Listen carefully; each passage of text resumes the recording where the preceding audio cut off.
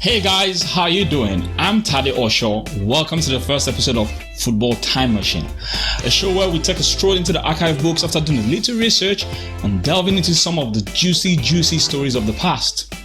Today we're going to be looking at one of the most interesting and entertaining footballers to ever grace the green turf of the football pitch.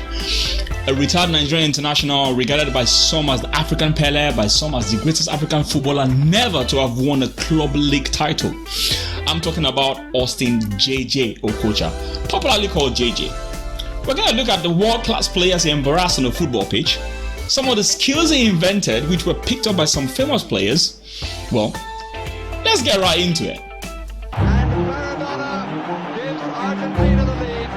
The English Arsenal have gone through an entire league campaign without losing. He leaves football in disgrace.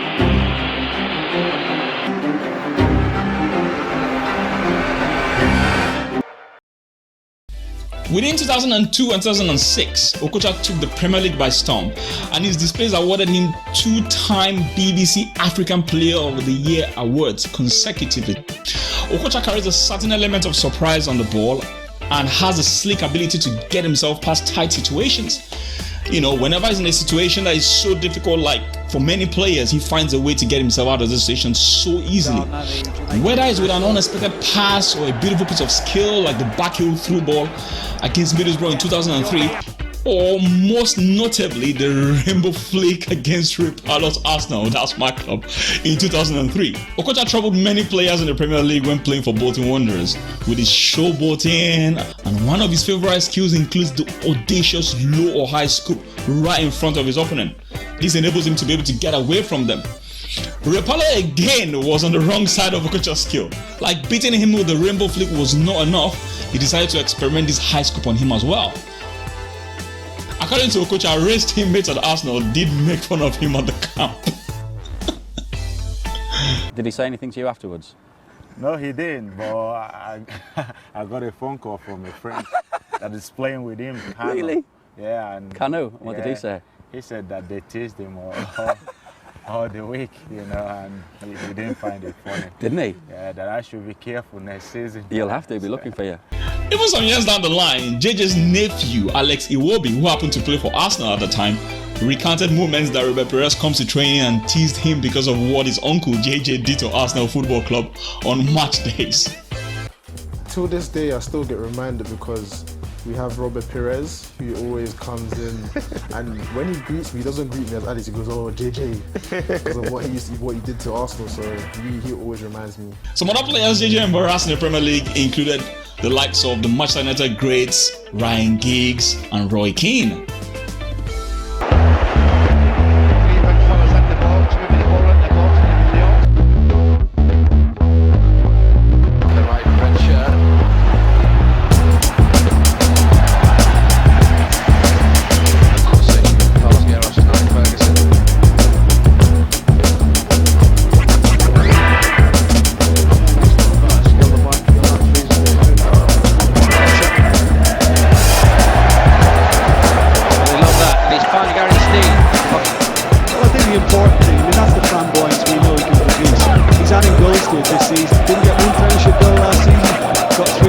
Ferdinand, who also claimed to watch Okocha's videos growing up, had a few things to say about him when he visited Nigeria. Africa to Nigerian players. Listen, when I was growing up, Jay Jay Okocha was the man. Sunday Elise, Yakini, Kano obviously, but for me, Jay Jay Okocha, for me and my friends on my estate where we grew up, like when he was at Paris Saint-Germain and stuff, and we used to try and get videos and clips to watch him because he was that good, and he came to the Premier League and he lit the Premier League up as well. So the Nigerian players of that era, they had a huge influence on young black boys from where I lived. Tracking back to 1991 when Okocha joined Eintracht Frankfurt. I hope I pronounced that name right because my pronunciations are very poor, so pardon me if I didn't pronounce it properly. I can bet that in this picture he looks a lot like his nephew Alex Iwobi. Oh yes, this is proof that blood is thicker than water. I'll leave you with that to ponder over. Well, I digress. He managed to amass 18 goals and 13 assists in 90 games for the German side.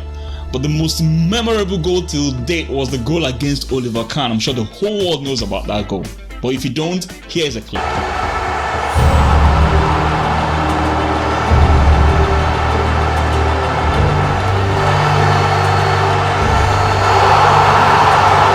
And guess what? 23 years down the line, Oliver Kahn tweeted that he was still feeling dizzy from that goal. Well, this is written in German language. I have no idea what this is. Let's translate it to English and find out. In the literal translation, Oliver Kahn said, exactly 23 years ago, Jay Jay Okocha's sensational goal came today, and I am still dizzy. That goal won the goal of the year in Bundesliga in that same year, 1993. His time at Bundesliga granted him a legend status, a place he visited in 2016 and was received with the hero's welcome. As the only Nigerian to have captained an English Premier League side, Okocha was so good that he was recognized by arguably the greatest footballer of all time. Talking about no other than the great Pele. Pele named Okocha in the FIFA's list of 125 greatest living footballers at the Royal Academy of Art. We have seen the great Ronaldo the phenomenon and Cristiano Ronaldo, CR7, the current Ronaldo, do some rolling step overs countless times. But little do people know that one of the step over variants was actually invented by Okocha. And most of these guys learnt it from him. You've got a lot of different tricks.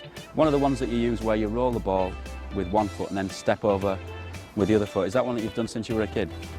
Yes, I think I created that one. Because, really? Well, you've taught me something there, because when I teach kids, for years I call that move the Ronaldo, and kids say, no, it's Okocha, and I said, no, it's Ronaldo's move, but now, okay, I know it's your move. It's my move, and I can tell you exactly when Ronaldo picked it up from Really? me. Really? It was during the Olympic Games.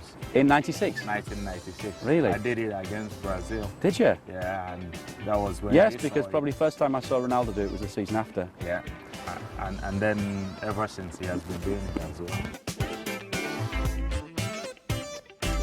During his time as Bolton, fans at the terraces of Reebok Stadium described him as being so good they named him twice. In spite of all his skills, his former national team captain Sonny Olise felt he held onto the ball a little bit too long before making a pass. And then we had one crazy number 10.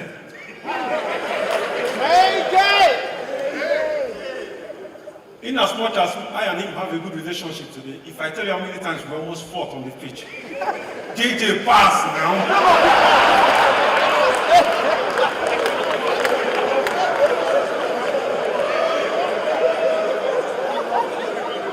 But he did concede that he looks for him on the pitch whenever he's in trouble, because Okocha knows how to get out of tight situations, so he's always looking for him whenever he's in trouble. But I must confess to you guys, if I had a problem and I was crowded by players, give it to JJ, he will find a solution.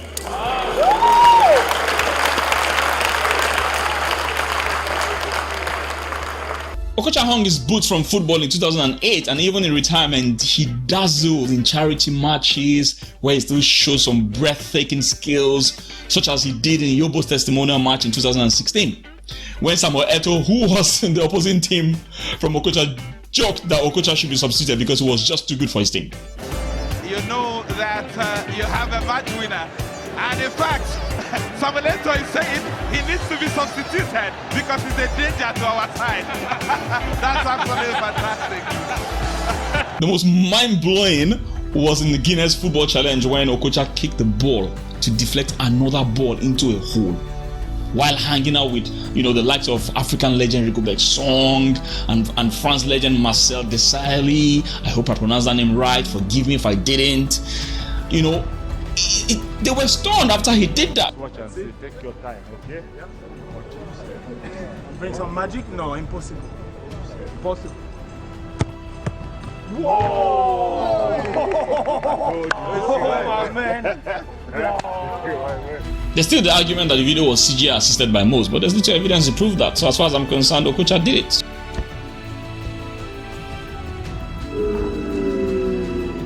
You see, Okocha was always smiling. He was an enigmatic character who happens to be one of Africa's proudest football products.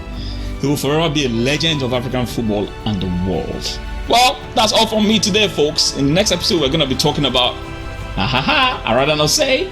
But make sure you subscribe to my channel to find out who is going to be the next topic. and make sure you leave a comment below as well. Well, I'll leave you with this, guys.